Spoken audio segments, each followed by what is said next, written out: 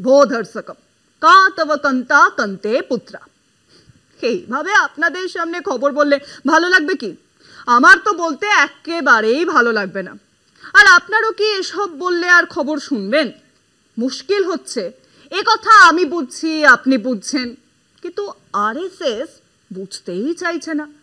RSS প্রধান মোহন ভাগবত চাইছেন দেশের সংস্কৃতে কথা বলা শুরু হোক, সংস্কৃতকেই যোগাযোগের ভাষা করে তুলতে হবে। সংস্কৃত ভাষা নিয়ে একাধিক প্রস্তাবও রেখেছেন ভাগবত। তাহলে কি বাংলা, হিন্দি, ওড়িয়া, তামিল, তেলেগু, মারাঠি, অহমিয়া সব ভাষাবাদ? মোহন ভাগবতের এই প্রস্তাবে আঞ্চলিক ভাষাভাষী রাজ্যের কি ক্ষোভ বাড়বে না? প্রশ্ন কিন্তু উঠছে।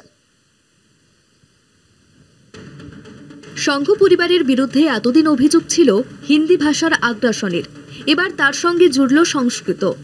রাষ্ট্রীয় স্বয়ংসেবক সংঘের সরসংঘ চালক মোহন ভাগবতের প্রস্তাব, দেশের সংস্কৃতে কথা বলা শুরু হোক। বিজেপির আমলে বিভিন্ন আঞ্চলিক ভাষার তুলনায় হিন্দিকে অনেক বেশি গুরুত্ব দেওয়া হচ্ছে বলে আঞ্চলিক ভাষাভাষী রাজ্যগুলিতে এমনিতেই ক্ষোভ বাড়ছিল।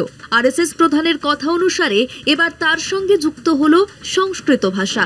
মহারাষ্ট্রে কবি কালিদাস সংস্কৃত বিশ্ববিদ্যালয়ের নতুন ভবনের উদ্বোধনী অনুষ্ঠানে মোহন ভাগবত বলেছেন, সংস্কৃতকে কথা বলার ও যোগাযোগের ভাষা করে তুলতে হবে।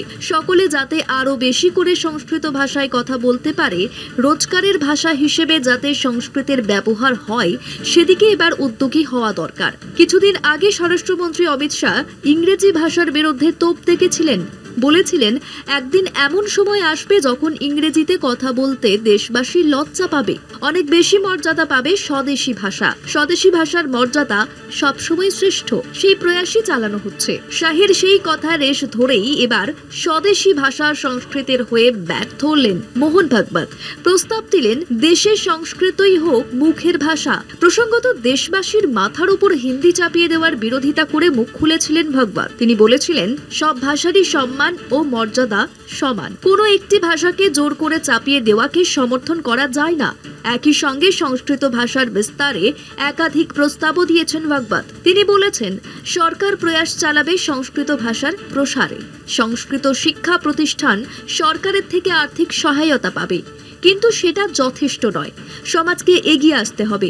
সংস্কৃত ভাষা বুঝতে পারা এবং সেই ভাষায় কথোপকথন দুটি সম্পূর্ণ পৃথক।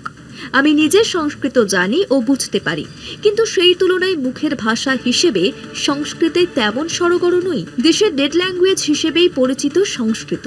সেই ভাষার পুনর্জাগরণের যে উদ্যোগ নিয়েছেন ভাগবত, তা নিঃসন্দেহে প্রশংসনীয়, কিন্তু সংশ্লিষ্ট মহলের আশঙ্কা, অন্য ভাষার তুলনায় সংস্কৃতকে অনেক বেশি গুরুত্ব দেওয়া হলে বাড়বে ক্ষোভ। এখন আরএসএস এর এই প্রস্তাবে কেন্দ্রীয় সরকার কোন পথে হাঁটবে সেটাই দেখার।